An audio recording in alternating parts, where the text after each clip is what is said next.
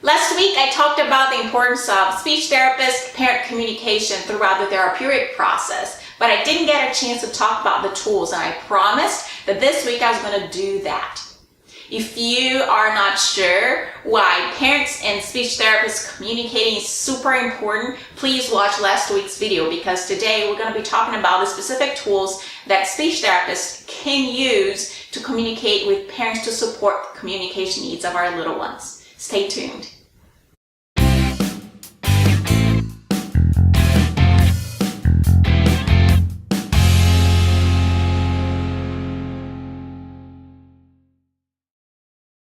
Welcome back to one more video. My name is Barbara Fernandez. I'm a speech-language pathologist, and I've been posting videos weekly that relate to speech, language, communication, motherhood, entrepreneurship, and a variety of different topics that I'm interested in. On today's topic, we are going to be focusing on the tools that speech therapists can use to communicate with parents. The first thing that I wanted to talk about is be proactive. So if you are a speech-language pathologist, or even if you're a parent that happens to be watching this video, be proactive. So one thing for speech therapists in thinking about being proactive is I've heard from my fellow speech therapists that they sometimes struggle getting a hold of parents.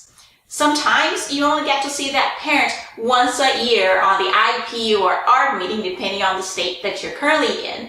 So that's the opportunity after the evaluation. Get a chance to exchange communication methods with that parent. So during that meeting, if you are a speech therapist or speech language pathologist, one thing that I have noticed is that a lot of times the diagnosticians are the primary contact, but you are the one who is going to be delivering the services on an ongoing basis. Get a chance to actually move away from that formality of IP and introducing yourself to actually having a more personal conversation on what's your preferred method of communication. Do they like phone calls? Are they okay with the email? And there's a variety of other methods that I want to discuss that could include text message or using specific apps. And I think that if you're afraid that that parent isn't going to stay in touch, maybe that's the moment that you can actually educate the parent about how important it is that they are engaged in the therapeutic process. Let's stop complaining about parents. I'm a mom, I'm busy, I'm still engaged in my child's life, maybe because I'm an SLP. I don't know what life would be if I wasn't an SLP, or how I would be behaving with my child's therapeutic process if I wasn't an SLP. So it's important that maybe at that moment we use the time to educate the parents about the importance of their participation, and B, we establish a line of communication. There is no better way of communication. It always depends on your own style and the parent's needs. If, for example, the parent doesn't have an email account, which happens quite often, you can't be sending parents an email and expect them to participate and interact with you. So always make sure to check with that parent their preferred method. And also make sure that you're aware of your own needs and your own expectations for that communication line. I want to mention a story. I talked about this in the last video, but somebody was complaining that they made a phone call to a parent once and the parent wouldn't stop calling. You can set up ways to have a time frame in which you are available for that communication.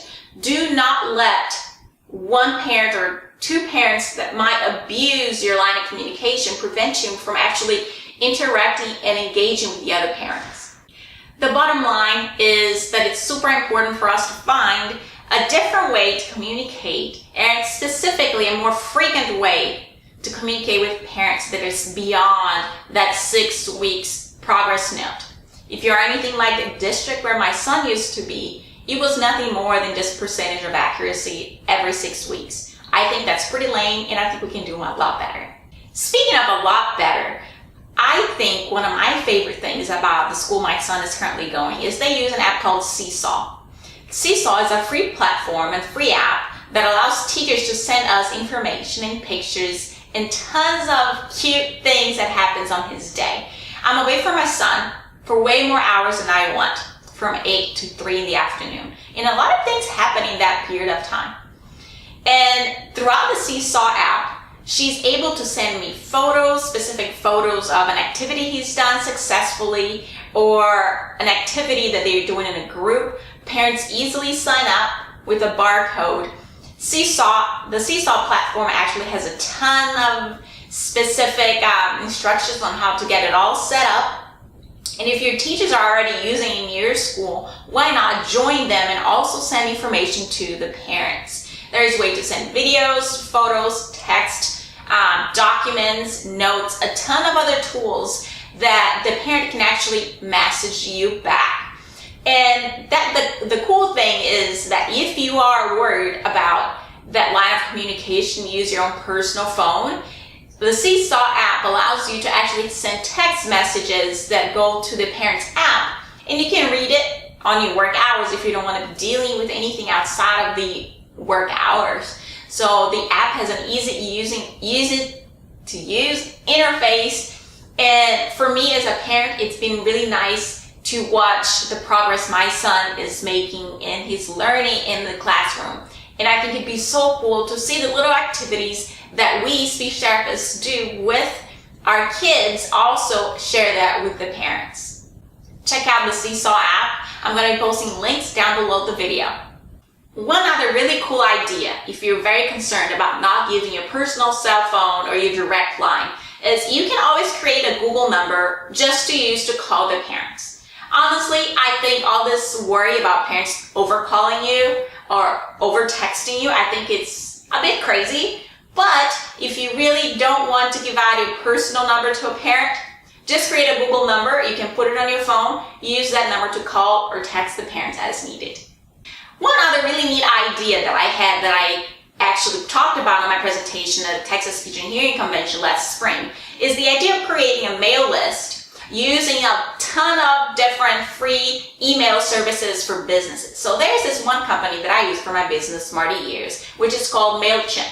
MailChimp actually offers free mail list service to anyone. You don't have to actually have a business, to up to 500 subscribers. That's plenty for all the parents that you will have on your caseload. I'm hoping you don't have 500 kids in your caseload. So with MailChimp, the idea is you're able to send one email on a frequent basis to parents that you can utilize as a communication tool. Let's say, for example, that you have 20 kids on your caseload for articulation.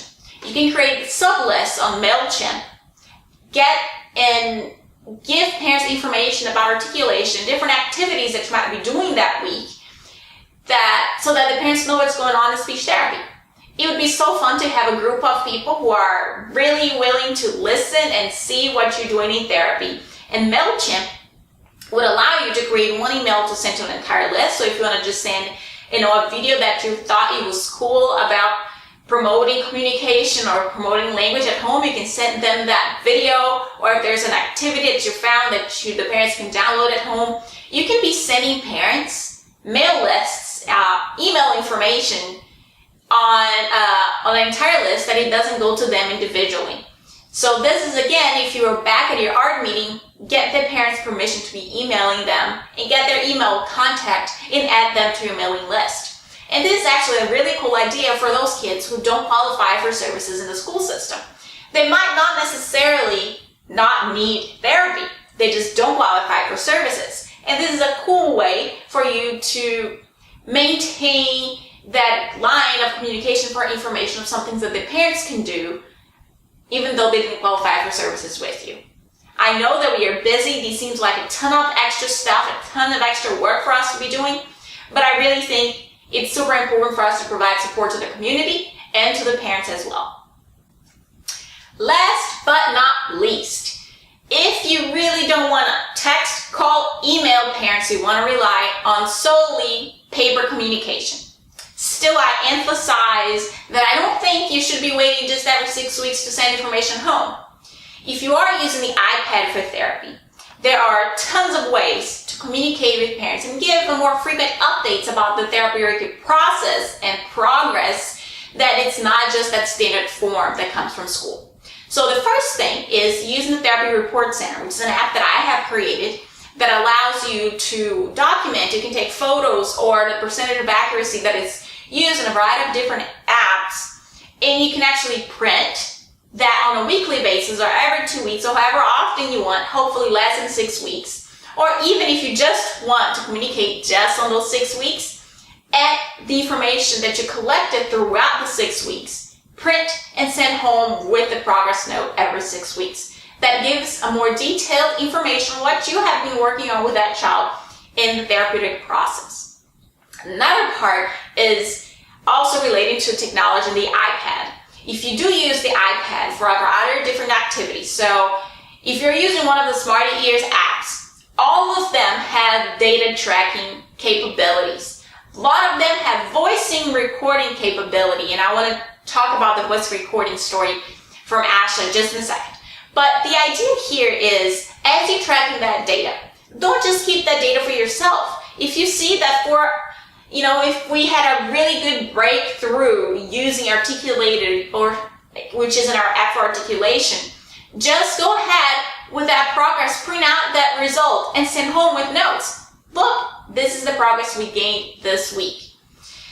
Now, going back to articulated, I was at a booth exhibiting at an ASHA conference several years ago, and somebody came to me and said that they used to email the parents a voice recording file of the sessions at the end of each session to a military member that was overseas. That was the sweetest thing.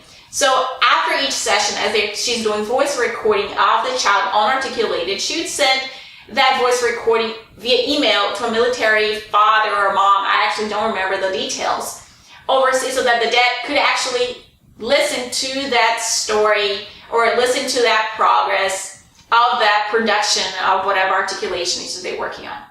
So that was a sweet story on how you can actually use the iPad and technology and everyday progress that we achieve to communicate with parents. If for some reason you are a parent and you're watching this video, you want to reach out to a speech therapist, maybe you don't want to wait for them to reach out to you and initiate that line of communication. I talked about this in a previous video. What I've done is I actually went on the school website, found the speech therapist email, and I emailed her and introduced myself as the mom of one of her students. That was the beginning of the conversation. And now she calls me, she keeps in contact with me. It's been a great relationship, and I'm really pleased with it. But I initiated the conversation. If you're not getting that yet, SLPs are crazy busy with our shortage. Just go ahead and reach out to your SLP. I'm sure most of them, if not all of them, will be really pleased to get you on the good side and get you up to speed on what's going on in speech therapy. Well, that was it for today.